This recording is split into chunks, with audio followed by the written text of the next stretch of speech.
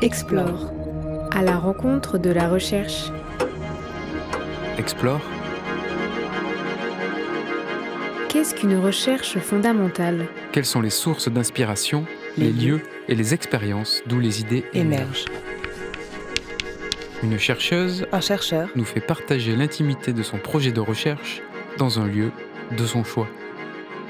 Je me disais pas c'est super dur de rentrer au CNRS, etc. Je me dis juste non, je pars faire de la recherche, je vais en Belgique, je vais en Suisse, après j'irai aux États-Unis. Enfin voilà, je voulais faire ça, c'est tout.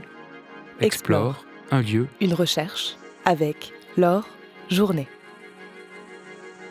Alors je suis Laure Journet, je suis directrice de recherche au CNRS. Je travaille au laboratoire d'ingénierie des systèmes macromoléculaires, donc, qui fait partie de l'Institut de microbiologie de la Méditerranée. Et donc je suis microbiologiste, voilà, microbiologiste moléculaire. Donc je travaille sur le système de sécrétion de type 6. Ce système est en fait une machine, une nanomachine qui est produite par un grand nombre de bactéries. Cette machine fonctionne à la manière d'une arbalète, enfin d'un harpon moléculaire. On a une gaine contractile qui permet de propulser une flèche directement dans une bactérie cible pour la tuer, pour l'éliminer. Les bactéries ne vivent pas seules, elles vivent souvent en communauté, elles coopèrent, elles cohabitent, etc. Et parfois, elles doivent entrer en compétition pour des ressources ou pour la place. Et donc, elles peuvent, dans certains cas, développer des armes moléculaires. Et celle que nous, on étudie au laboratoire, c'est une sorte d'arbalète, un harpon moléculaire qui permet à une bactérie d'aller envoyer une flèche empoisonnée dans une bactérie cible pour l'éliminer. Et donc ça permet aux bactéries qui ont ce type d'armes d'aller coloniser tranquillement une niche, de prendre le dessus, donc de faire leur place. Et donc moi, ce qui m'intéresse dans ce système en particulier, c'est l'étude de ces toxines, donc ces poisons, qu'est-ce qu'ils sont, quel est leur mode d'action et comment ils s'accrochent sur la flèche pour aller en face. Parce qu'en fait, au début, on ne savait pas si ces toxines allaient interagir soit avec la flèche, la pointe de la flèche, etc. Tout ça, on ne savait pas et on a pu montrer ça et aller vraiment dans le détail de comment, enfin, dans le cas d'une toxine, comment elle interagissait avec cette flèche pour sortir. Dans notre système, et dans tous les systèmes, les bactéries qui produisent une toxine produisent aussi un antidote pour se protéger elles-mêmes et protéger toutes les sœurs, les bactéries de la même population, contre ce poison. Parce qu'en fait, les bactéries se tirent les unes dans les autres, mais ce n'est pas le tir qui tue la bactérie, c'est le poison qui est injecté. Donc, une bactérie est capable de tirer sur sa collègue, sans la tuer parce que la collègue a l'antidote. Donc il y a certaines bactéries qui tirent sur tout, sur elles-mêmes, sur des bactéries rivales. Et certaines bactéries, par contre, sont un peu mieux régulées et sont capables de ne tirer que si elles sont attaquées. Voilà, il y a pas mal de choses qui sont assez amusantes dans ces systèmes. Et donc ce qui est incroyable, c'est qu'on peut voir cette compétition au microscope en marquant le harpon avec une molécule fluorescente. On peut voir l'allongement et la contraction de ce harpon dans les cellules. Et c'est vraiment toute la beauté, de toute façon, de la recherche fondamentale. C'est vraiment fascinant.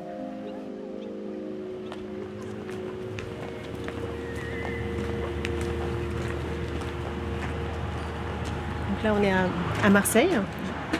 Voilà, devant les locaux du CAES du CNRS. Donc le CAES joue le rôle de comité d'entreprise pour les agents du CNRS. Et on a la chance d'avoir ces locaux ici sur le site. Et en particulier, on a cette grande salle, qui est un ancien atelier. Et donc, dans cette grande salle, eh bien, en fait, on fait beaucoup d'activités aussi bien sportives. Là, on voit les tapis de yoga, de pilates. Et c'est aussi notre salle de spectacle, parce qu'il y a une grande activité de théâtre au CAES du CNRS à Marseille. Donc, il y a des cours de théâtre tous les lundis soirs. Et là, on voit bien la scène, les rideaux noirs, là, les taps. Et on voit aussi sur les murs tous les tableaux, des affiches de tous les spectacles qu'on joue tous les ans, 1 ou 2 spectacles par an. Donc je fais tous les cours le lundi soir et je suis aussi dans la troupe du Tripiti du CNRS de Marseille. Et donc là, on prépare une pièce tous les 2 ans. Et on va la jouer tous les 2 ans dans un festival où il y a toutes les troupes du CNRS de toute la France qui vont jouer pendant une semaine. Tous les soirs, une troupe joue. Et voilà, donc ça fait beaucoup de théâtre, tous les lundis soirs et un week-end sur 2 ou sur 3. Donc, voilà, donc quand on n'est pas au labo, on est ici dans cette salle. C'est pour ça que j'ai voulu vous amener ici. Donc je ne travaille pas seule, ça c'est sûr, et c'est vraiment des côtés formidables de la recherche, c'est qu'on est des équipes, on a donc des collègues et des étudiants qui viennent faire soit des stages, soit se former à la recherche. Un projet de recherche collaboratif, c'est réunir plusieurs équipes qui ont des expertises différentes. Et ça donne beaucoup plus d'ampleur à nos projets. Ça nous permet d'avoir une pluridisciplinarité qui fait qu'on arrive à faire plus de choses, aller plus loin. Appliqué à ma recherche, ce qui m'intéresse, l'étude des toxines et la façon dont elles interagissent avec la pointe des systèmes pour aller dans la cellule cible. Et ça, avec un organisme modèle qui est Escherichia coli.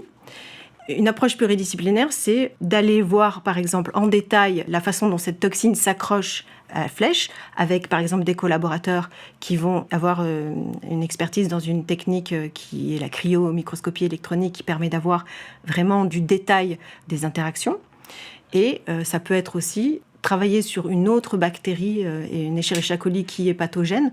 Et c'est ce qu'on est allé faire avec nos collaborateurs à Clermont-Ferrand, qui, eux, sont intéressés par la maladie de Crohn. Et ils ont une bactérie modèle que l'on retrouve souvent chez les patients, donc qui colonise l'intestin des patients.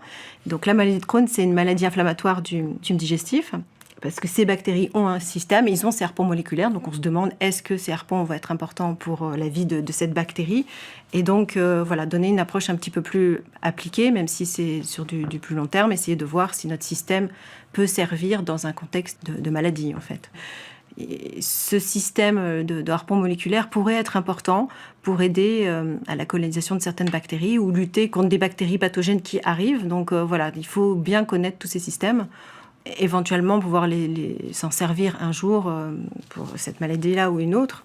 Par exemple, ce harpon moléculaire qui fixe une toxine, de bien le connaître vraiment dans le détail, on peut très bien imaginer, ça pourrait avoir un intérêt thérapeutique. Enfin, il y a beaucoup de choses qui pourraient être faites. De toute façon, on fait de la recherche fondamentale et il faut accumuler les connaissances et le savoir pour pouvoir avancer. La recherche fondamentale n'est pas forcément de finalité, elle est infinie. Oui, quand on dit infini, c'est vraiment ça. Le soir, quand on rentre chez soi, on ne dit pas « j'ai fini », on dit « je m'arrête pour aujourd'hui ».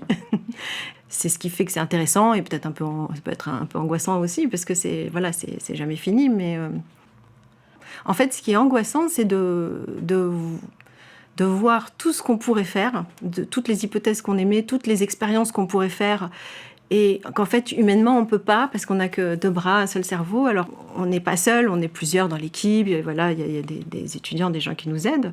Mais en fait, il y a tellement de choses qu'on pourrait faire, et on est tellement limité par le temps et par tout ce qu'on pourrait faire. Il faut s'organiser, prendre des décisions. On peut très bien se tromper et passer plusieurs mois sur une hypothèse qui va finalement aboutir à nulle part. Est-ce qu'il faut changer de direction, rester ? C'est toujours comme quand on fait la queue au supermarché, quand on a déjà attendu un quart d'heure, est-ce qu'on reste ? Ou est-ce qu'on s'en va, qu'on continue ? Enfin voilà, donc c'est toutes ces questions qui fait que ça peut être angoissant. Mais si on est là et on reste, en tout cas les gens qui font la recherche, c'est sûrement parce qu'ils acceptent ça. Ils acceptent de se dire, j'ai fait aujourd'hui un petit truc, c'est une mini-goutte dans l'océan. Peut-être que j'ai fait tout ça pour rien, mais bon, je sais que globalement, ça avance. Explore. À la rencontre de la recherche. Au début, quand je suis arrivée au laboratoire pour faire ma thèse, enfin déjà en DEA, j'ai senti tout de suite que je ne voulais pas aller ailleurs. Déjà même le labo, je me suis sentie tout de suite bien et je ne me voyais pas faire autre chose. Alors les gens appellent ça la passion, et je pense qu'au début, il y avait ça, la passion. Je ne me disais pas c'est super dur de rentrer au CNRS, etc. Je me dis juste non, je pars faire de la recherche, je vais en Belgique, je vais en Suisse, après j'irai aux États-Unis. Enfin voilà, je voulais faire ça, c'est tout. Et puis après, quand même, on grandit, heureusement, enfin, on avance. Donc, je ne suis pas allée aux États-Unis, je suis allée à Strasbourg avant de revenir à Marseille. C'est quand même un métier qui est difficile. Je ne pense pas que j'aurais pu faire de la recherche appliquée, parce que ça ne doit pas ressembler à la façon dont mon cerveau est fait et ce que je suis. Il y a vraiment, oui, une passion de l'enquête, de chercher les indices. Oui, de chercher, de ne pas savoir.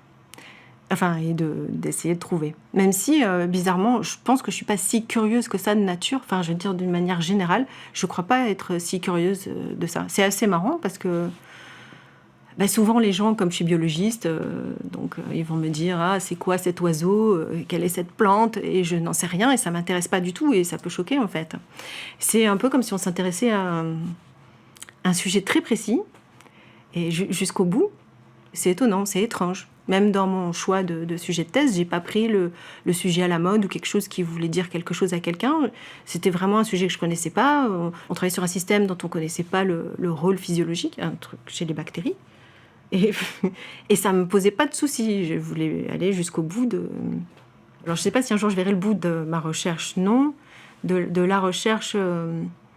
En fait, heureusement, le métier avance aussi en même temps que nous. C'est-à-dire qu'au début de notre carrière, on fait beaucoup d'expériences. Le métier change un tout petit peu, donc on n'est pas toujours à faire tout le temps la même chose, donc ce qui fait que c'est faisable.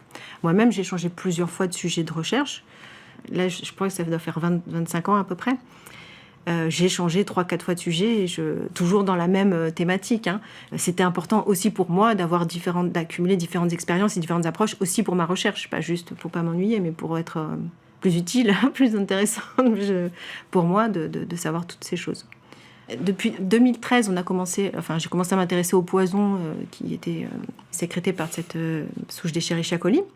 Donc, je travaillais avec un étudiant en thèse, Nicolas, et ensuite on a fait une demande de financement en 2018 donc, pour travailler donc, avec nos collaborateurs à Clermont-Ferrand. Ce qui est amusant dans la recherche, c'est que on se demandait quelles étaient les toxines qu'avait cette bactérie, donc on en a identifié 2, mais en fait il y en a 3 ou 4 autres qui sont peut-être plus intéressantes que celles qu'on avait proposé d'étudier, et on continue. En fait, à chaque fois qu'on répond à une question, ça pose de nouvelles questions, donc ça ne s'arrête jamais.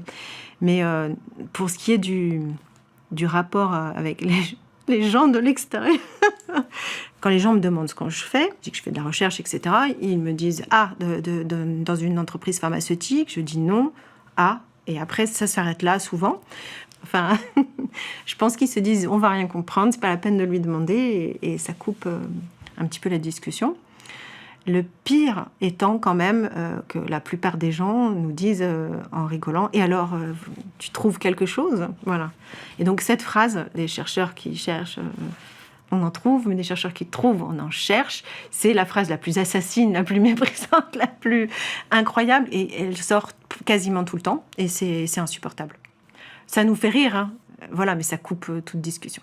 Alors heureusement, il y a les enfants qui sont ceux qui posent le plus de questions et qui sont très intéressés, qui sont fascinés, qui se disent c'est formidable, ah bon, on a des bactéries dans le ventre, combien, pourquoi, ah bon, elles se tuent les unes les autres.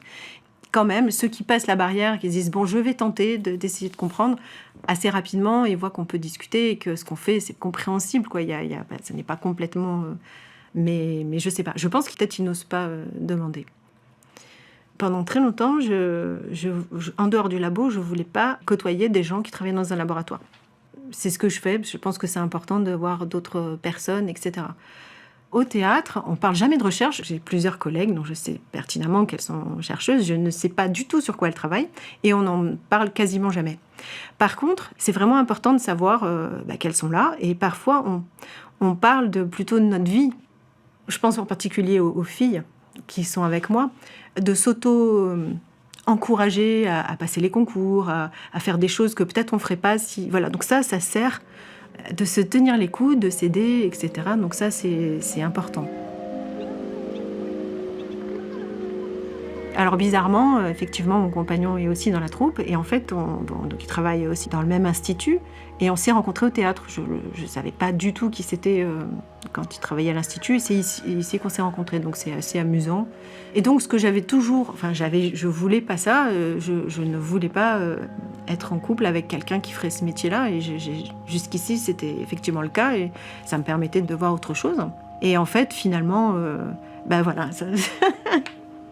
Maintenant, c'est le cas.